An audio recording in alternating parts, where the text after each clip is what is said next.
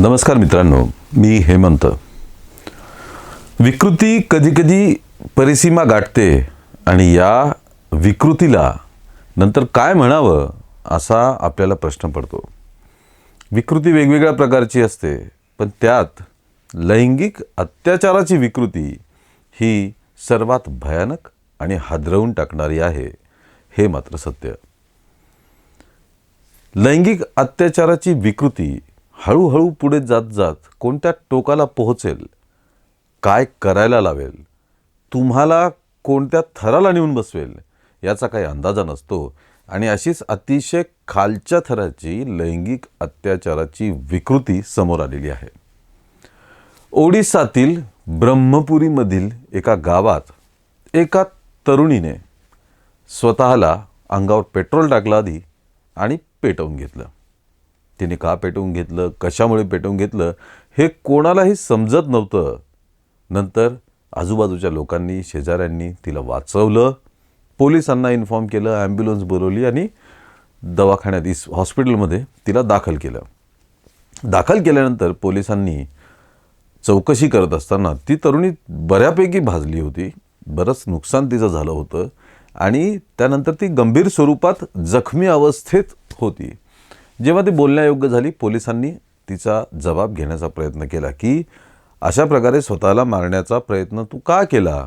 तेव्हा तिने जे सांगितलं त्यावरती विश्वास बसणं मुश्किल आहेच आहे, पण आपलं मन हादरवून टाकणारी ती घटना होती. तिने सांगितलं की तिच्यावरती मागील काही वर्षांपासून लैंगिक अत्याचार होतोय. लैंगिक अत्याचार होतोय तर हा अत्याचार करतोय कोण, याचं उत्तर शोधताना जे पोलिसांना समोर दिसलं ते अतिशय विदारक होतं. या मुलीचे स्वतःचे वडील हेच तिच्यावरती लैंगिक अत्याचार करत होते.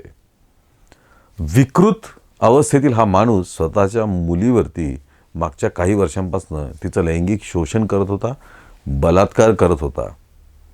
इतकंच नाही तर हाच माणूस इतर त्याचे पुरुष मित्र त्यांच्यासोबत सुद्धा आपल्या स्वतःच्या मुलीला संबंध ठेवण्यास सांगत होता, फोर्स करत होता, भाग पाडत होता. हे बरेच वर्ष चालत त्या तरुणीने बऱ्याचदा विरोध करायचा प्रयत्न केला. विरोधाला जुमानत नाही. त्यानंतर घरातून निघून जाण्याचा तिने 1-2 वेळेस प्रयत्न केला, पण त्यावेळी या विकृत नराधमाने तिचे सर्व शैक्षणिक डॉक्युमेंट्स, कागदपत्र हे सगळे स्वतः जवळ घेऊन ठेवले की ती कुठेही जाऊ शकणार नाही, तिचं भविष्य अंधारात जाईल. म्हणून अशा प्रकारे तिला बंदिस्त बनवून एका अर्थाने त्याने तिच्यावरती लैंगिक अत्याचार केला. आता हे त्यांनी का केलं असावं आणि कशामुळे, यामागे काय कारणं असतील याचा अंदाज लावणं मुश्किल आहे.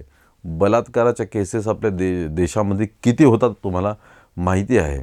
पण अशा प्रकारे म्हणजे वडिलांनीच स्वतःच्या मुलीचं, म्हणजे बापाचं तर काम असतं आपल्या लेकरांचं, आपल्या मुलीचं संरक्षण करणं.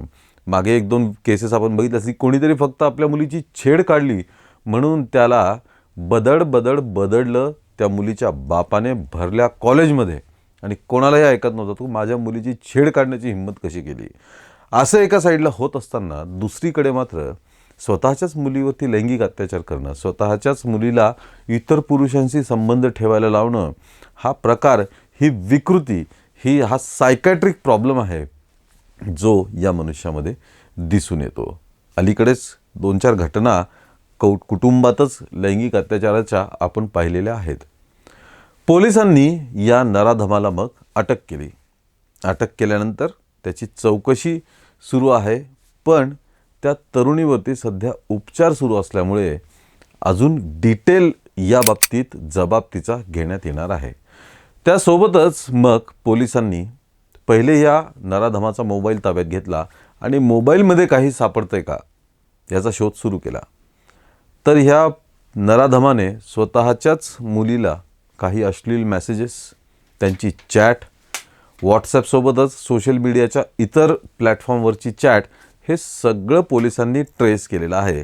आणि त्या आधारे आता पोलिसांना हा व्यक्ती खरंच आपल्या स्वतःच्या मुलीवरती लैंगिक अत्याचार करत होता आणि इतरांनासुद्धा करायला लावत होता हे जवळपास निश्चित झालेलं आहे.